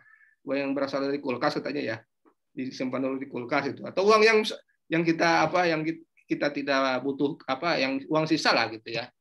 Jadi pasarnya itu halal ya, pasarnya halal. Yang tidak halal itu adalah motifnya, motif spekulasinya nah itu ada panduannya di DSN itu ada ya. Jadi masuknya ke motif berjaga-jaga ya Pak dalam tujuan investasi. Beda, kalau jaga-jaga tuh hedging itu to some extent boleh ya, to some extent boleh. Kita misalnya perilaku trade ya, international trade ya. Misalnya kita untuk hedging itu to some extent boleh asal tidak berlebihan ya, tidak berlebihan. Kalau misalnya kita ingin ekspor atau impor ya, misalnya impor 3 bulan lagi, ya udah kita beli dolarnya untuk 3 bulan ke depan dengan harga sekarang. Boleh. Kita misalnya beli dolarnya, misalnya kita perlu untuk impor tahun depan, kita atau 3 bulan lagi kita misalnya perlu $1 juta ya, US dollar. Ya udah kita beli dolarnya sekarang nggak apa-apa. Itu bukan spekulasi. Wah, berarti spekulasi bukan. Jadi secara akuntansi, secara stabilitas keuangan kan nggak ada masalah. Gitu. Kita kan punya dolarnya itu kan untuk 3 bulan lagi. Itu berjaga-jaga namanya hedging. Tapi kalau spekulasi kan kita beli untuk tujuan supaya harganya naik. Enggak, besok bahkan atau lusa atau apa gitu kan. Bahkan ada digoreng misalnya. Ya, digoreng misalnya di pasar saham kan biasa tuh. Goreng-goreng saham ya. Kita beli dulu sahamnya, kita akumulasi sahamnya ya. Kemudian kita sudah punya nih, baru dibuat isu-isu bahwa sahamnya akan naik. Ayo beli gitu kan. Harga sahamnya naik kita jual. Ya. Atau kalau ingin kita beli lagi nih, kita hedge fund misalnya, nakal gitu. Kita ingin beli lagi. Buat lagi isu negatif sehingga harga sahamnya turun lagi. Misalnya 1.000 jadi 500. Kita beli lagi, borong lagi yang 500. Setelah kita beli 500, lalu kita buat apa lagi? Buat lagi isu positif lagi. Itulah perilaku-perilaku yang tidak boleh secara syariat ya. Jadi perilaku-perilaku margin, short selling gitu ya, terus spekulatif atau ihtikar ya, penimbunan, atau bisa juga bayi najasi ya. Tadi itu bayi najasi kalau tadi saya kasus bayi najasi. Jadi manipulasi ya dalam jual beli ya untuk bisa mempermainkan harga itu yang tidak boleh. Jadi motifnya atau transaksinya yang tidak boleh, bukan keseluruhan pasar saham itu haram ya, bukan keseluruhan pasar saham itu halal. Dan itu kita perlu ini ya, bersyukur ya. IDX itu ya, pasar saham itu salah satu rujukan pasar saham yang sangat syariah oriented ya. Jadi aman lah gitu. Jadi banyak gawangnya, banyak penjaga gawangnya nih. Ada DSN, di situ ada bahkan BEJ atau IDX itu sangat kooperatif ya, sangat memfasilitasi saham-saham itu dan transaksi saham itu sangat syariah compliance ya. Trading application juga sudah banyak sekarang, bahkan tradingnya sendiri sudah saham udah syariah misalnya ya. Misalnya Mandiri Sekuritas ada syariahnya ya. Jadi sudah otomatis tuh. Misalnya emitennya kalau yang non syariah sudah merah misalnya ya. Terus kalau kita melakukan short selling atau melakukan dengan margin itu tidak boleh. Transaksi Anda diharamkan secara syariah karena mengandung unsur riba. Itu kita sudah bersyukur ya, bagus gitu ya, pada bahwa transaksi-transaksi di pasar saham IDX itu sudah sangat kuat ya, bahkan sudah memperoleh banyak sekali penghargaan secara internasional, jadi rujukan ya, rujukan secara internasional. Jadi di pasarnya, di transaksi yang tidak boleh, bukan pasarnya yang haram ya, tetapi perilaku di pasar itu ya, perilaku spekulatif di pasar tersebut yang itu tidak diperbolehkan. Itu ya. Baik Pak, terima kasih Pak.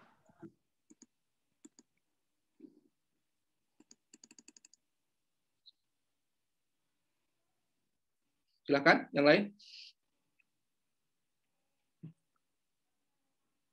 Pak, saya izin bertanya. Ya, Almas, ya, silakan. Jadi tahun kemarin itu kan sempat rame yang RUU BI tentang salah satunya tentang Dewan Moneter itu kan Pak. Nah itu banyak yang kontra, katanya Dewan Moneter itu bisa mempengaruhi independensi Bank Indonesia.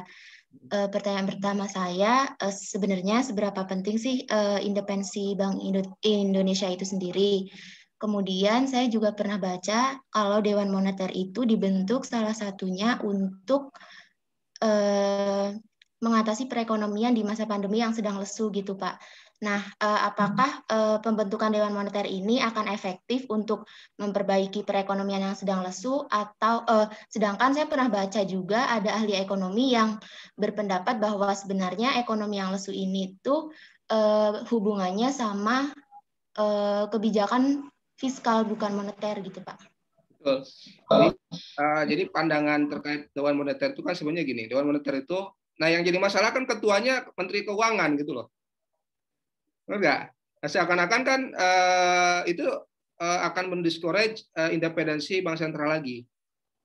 Yang dulunya ya kita mati-matian mengeluarkan undang-undang independensi Bank Indonesia gitu kan. Nah dengan adanya Dewan Moneter ini ibarat ada lagi nih campur tangan pihak lain yang kemudian mengintervensi kebijakan moneter.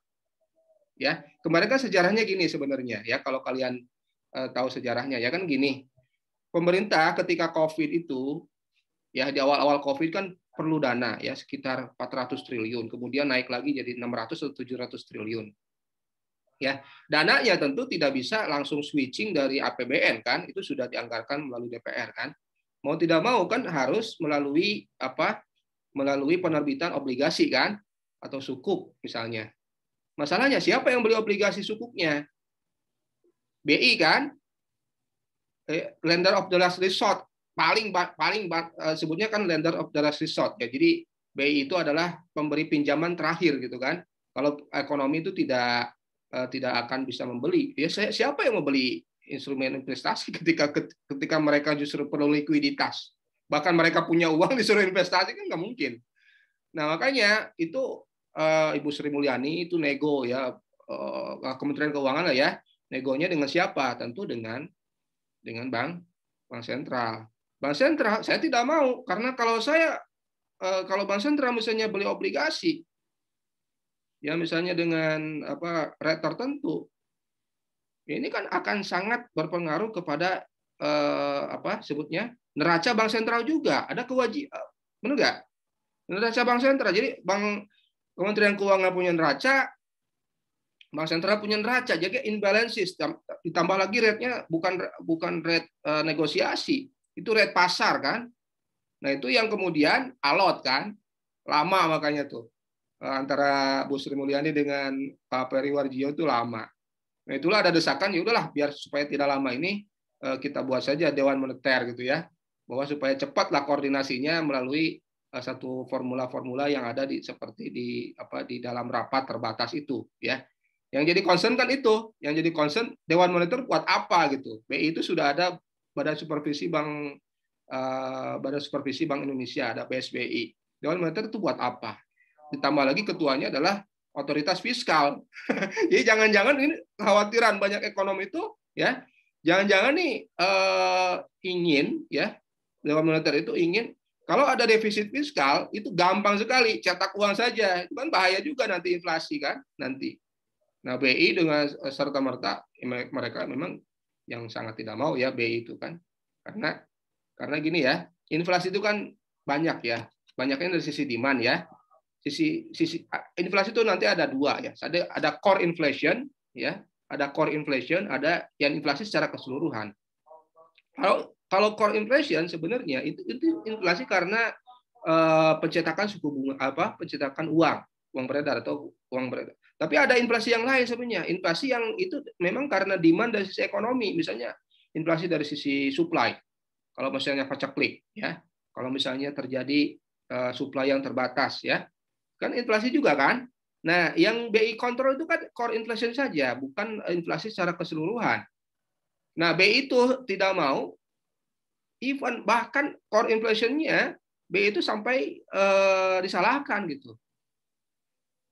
Ya makanya betul tadi kata seseorang nggak tahu saya ekonominya siapa. BI, inflasi itu kebanyakan memang dari sisi demand ya, dari sisi non core inflation.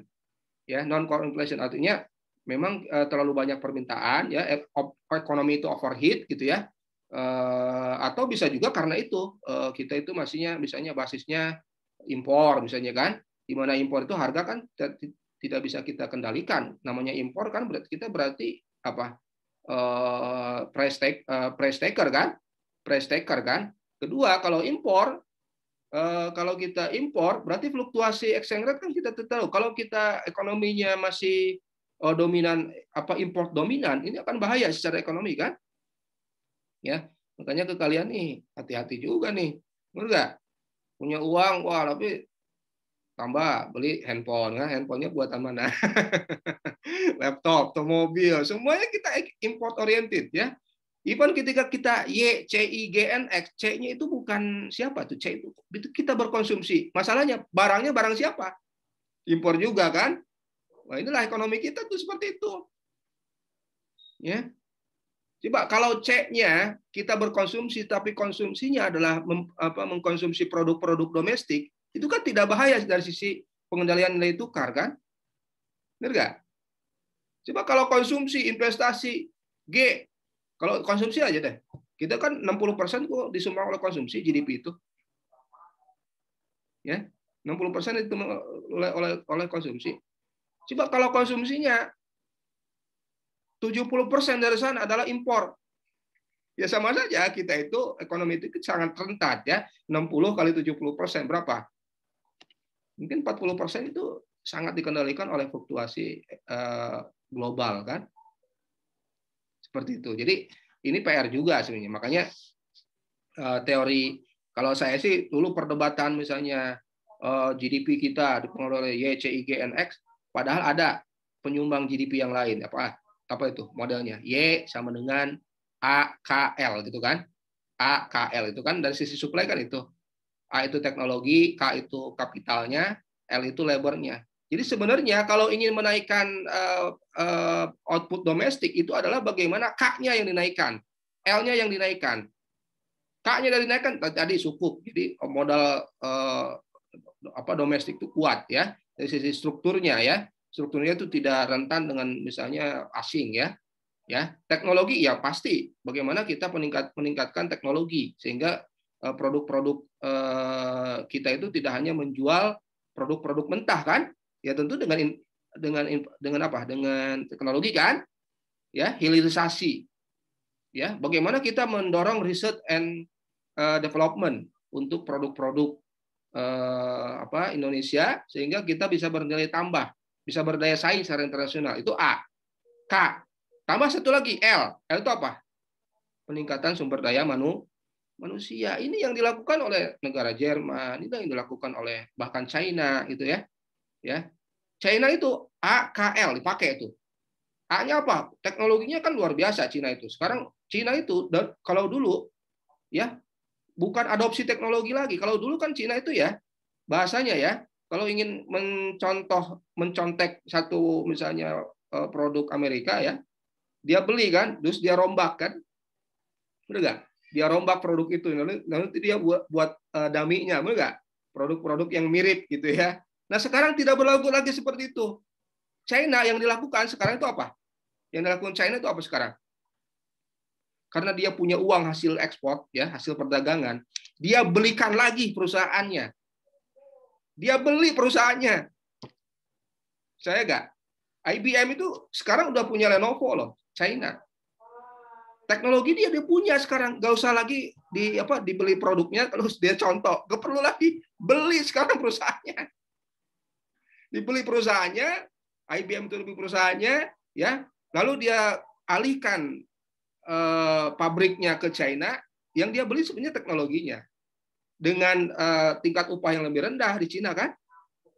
Enggak, dengan tingkat upah yang lebih rendah, dengan teknologi yang sama, sehingga semakin berdaya saing.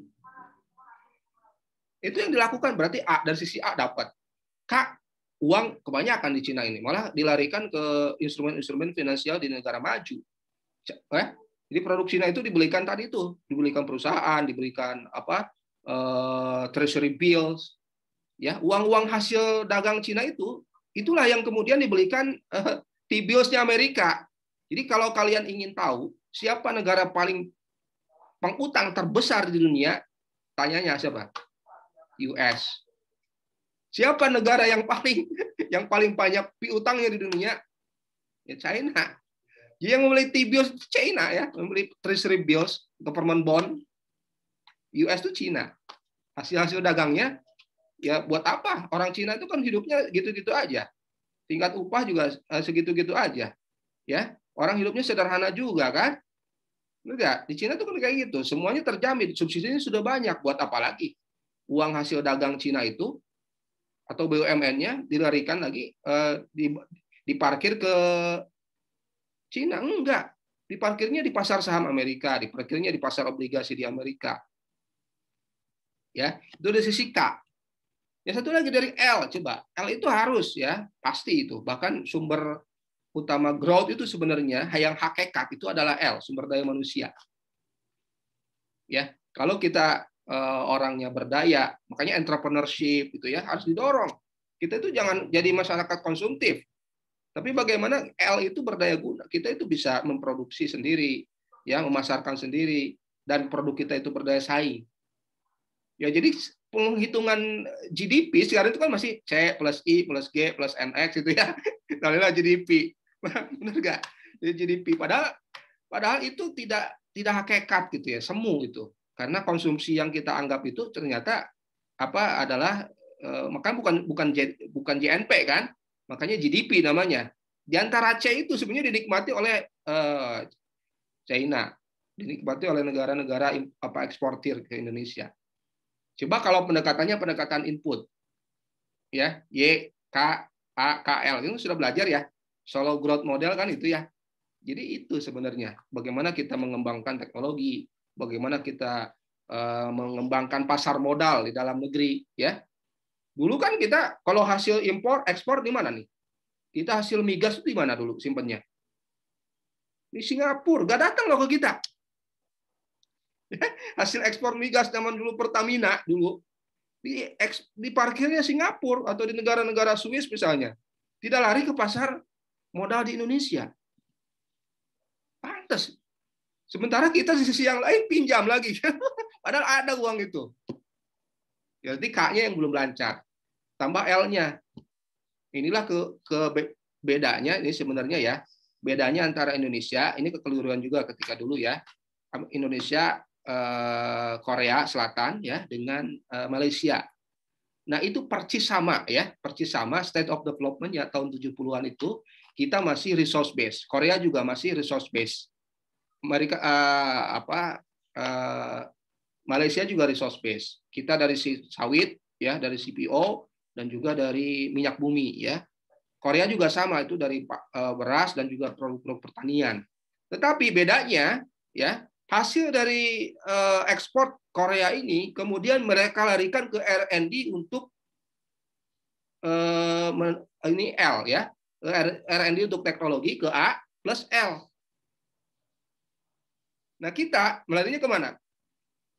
Ya ke yang lain gitu ya, bukan ke investasi sumber daya manusia. Nah, akhirnya Korea bisa ada perusahaan-perusahaan baru kan kayak Samsung gitu kan, kayak Daewoo, ada konglomerasi ini yang luar biasa ya, menguasai pasar dunia bahkan. Sementara kita masih seperti ini aja. Ya, malah dididik kita itu ada Pakto, ada Pak Jun ya tahun 80-an ketika migasnya sudah jatuh ya, sudah tidak bisa mengandalkan migas lagi. Kita itu mendorong konsumsi. Mendorong konsumsi apa? Beli mobil, beli rumah ya dengan adanya Pakto Pak Jun. Jadi mendorongnya konsumsi. Di mana konsumsinya bukan masih import dominated juga. Itu yang bahaya. Nah, kedepannya kita sudah harus mulai sadar sekarang ya, kita harus bisa mengubah paradigma pembangunan tuh investasi ke sumber daya manusia ya dan juga teknologi. Itu kira-kira ya Mas ya. Baik Pak, terima kasih banyak Pak. Jadi kalau kalian jadi gubernur BI ini, saya tanya nih Almas tuh mau nggak ada Dewan Moneter? Mau nggak ada Dewan? Iya, bahaya juga ya. Kita nggak mau lagi inflasi itu karena ada kebutuhan mendesak dari sisi fiskal ya. Kita dengan serta-merta gampang saja mencetak uang. Ya. Karena apa hubungannya dengan dengan inspirasi syariah di kuliah ini? Tadi saya sebut ya bahwa Al-Ghazali itu menyebut uang itu ada cerminan sektorial. Benar nggak? Cerminan sektorial. Jadi uang jangan sampai sektorialnya masih mandek, uangnya malah terlalu banyak. Itulah yang menyebabkan inflasi. Benar nggak? Nah itu kan. Kalau uangnya cerminan sektorial, uangnya nambah, kalau sektorialnya nambah kan sama sebenarnya. Benar nggak? Uangnya nambah secara nominal ya, misalnya dari 1.000 menjadi 1.500. Tapi kalau sektornya nambah, GDP nominalnya nambah juga dari 1.000 ke 1.500, kan inflasi juga tidak ada sebenarnya. Bisa dijaga gitu. Jadi ingat, bukan masalah nominal uangnya naik atau tidak, bukan. Pasti sebenarnya dengan adanya kebutuhan transaksi, kan pasti secara nominal naik uang itu. Ya asal di-cover oleh sektorialnya juga naik. Yang sekarang ada inflasi terjadi ketika nilai uangnya terlalu naik, tetapi sektornya mandek segini aja. Itulah yang menyebabkan uang itu terlalu banyak sehingga inflasi. Kan simpel ya, kayak Fisher itu kan tadi MV sama dengan PY itu aja sebenarnya. Ada nggak suku bunga sana? Nggak ada. Jelas ya? Silakan kalau tanya lagi.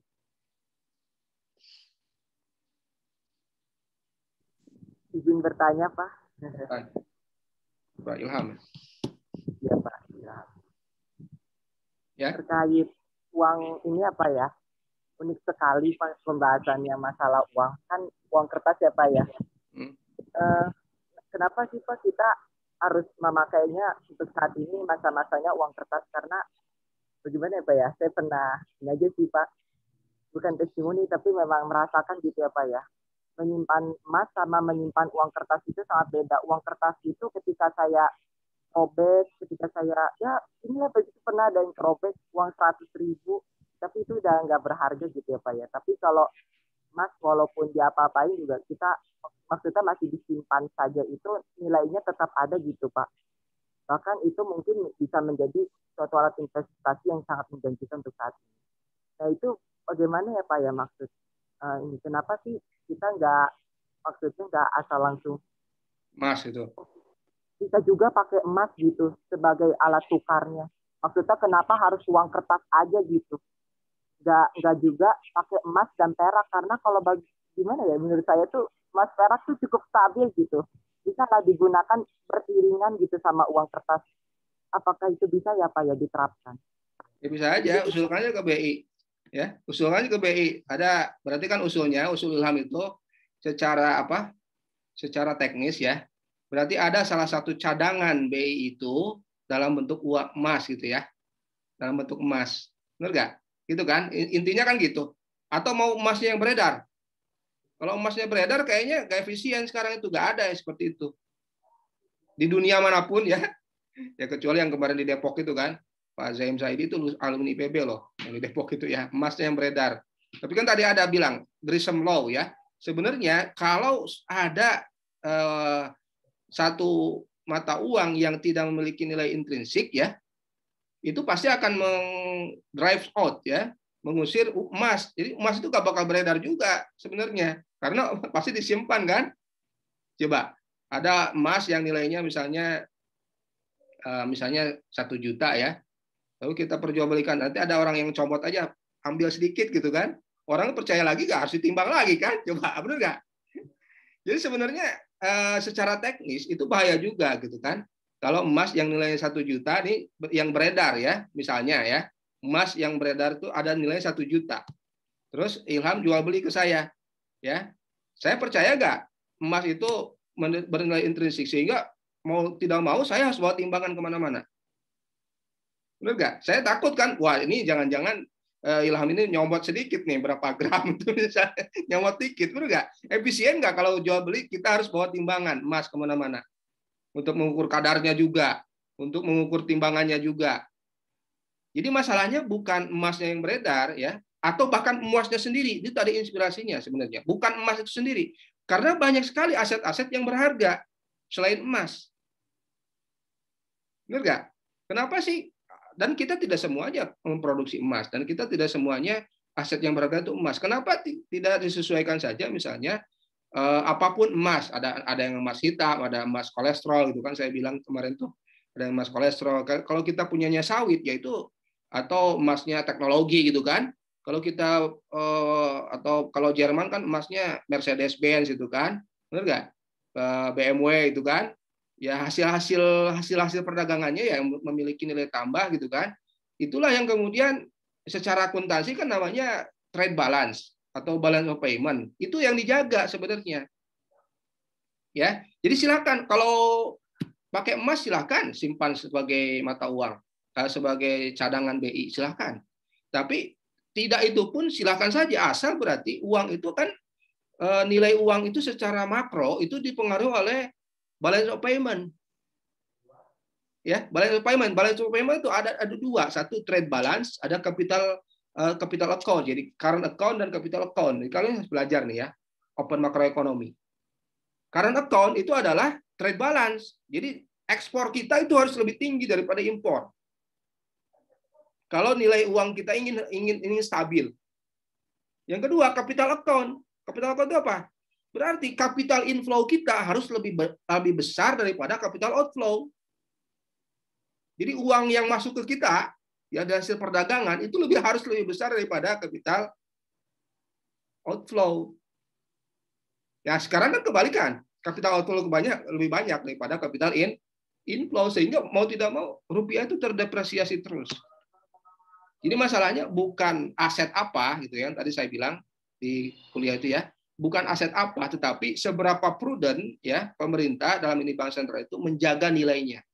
Menjaga nilainya tentu saja kalau secara makro ya, secara makro itu dengan menjaga balance of payment. Ya, balance of payment itu kan berarti sektor realnya. Ya, baik dari sisi trade balance ya, neraca perdagangan ya, trade balance, atau capital account balance atau current capital inflow dan capital outflow. Nah, itulah tugas.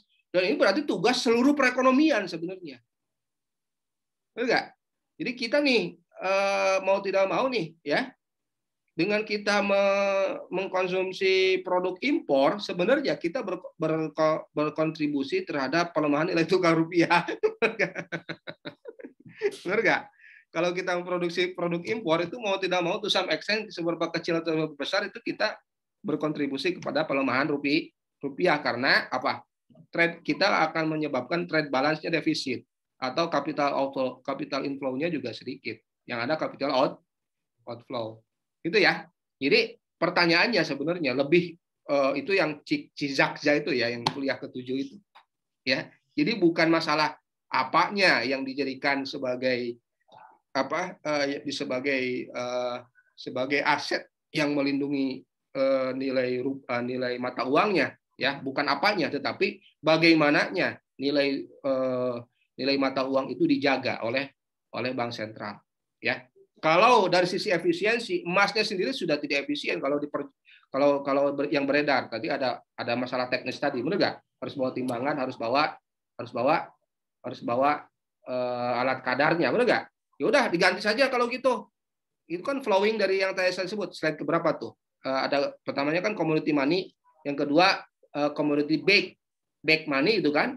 Emasnya ada tapi di bank sentral disimpannya. Yang beredar kan rupiahnya, jadi sertifikat emasnya. Yang ketiga, nggak usah lagi dah.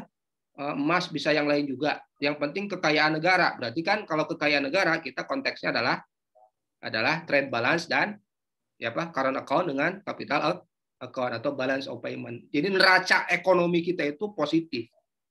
Itu yang lebih penting. Ya itulah tadi kenapa saya mencontohkan real ya. Real itu kenapa dulu Pepsi di mana? Di Arab Saudi tahun 70-an itu 1 real, sekarang pun masih 1 real. Saya bukan berarti menghebatkan negara Arab Saudi, bukan. Tetapi gini, Arab Saudi itu mempunyai kekayaan atau blessing ya, berkah dari Allah itu apa? Diberikan minyak bumi gitu loh, sehingga capital account-nya ya atau trade dan juga trade balance-nya positif terus. Karena apa? Dia kan banyak produksi minyak buminya dan dia ekspor ke semua negara, sehingga ya nilai realnya itu terjaga. Ya, nah kalau kita tidak dikarunia, sekarang kita bukan negara minyak lagi ya, bukan negara ini lagi, Ya, atau bolehlah kita sebut negara komoditas ya. Kita banyak sekali produk-produk pertanian. Tapi kalau produk pertaniannya dijualnya tidak bernilai tambah, benar nggak? Dijual mentah, cabai mentah, itu beda. Kalau kita jual cabai mentah dengan cabai saus, benar nggak? Mahalan mana? Ya mahalan cabai saus dong, daripada cabai mentah. Benar. Nah sekarang kan hilirisasi. Jadi jangan jual mentahnya, tapi sekarang jual matangnya. Benar nggak? Nah, ada nggak konteks ke halal? Ada, ekonomi halal. Itu kan ada ekonomi halal. Berarti sertifikat halal juga penting supaya kita bisa ekspor ke negara oki yang lain. Ujungnya apa? Ujungnya adalah bagaimana kita meng-create trade balance yang positif.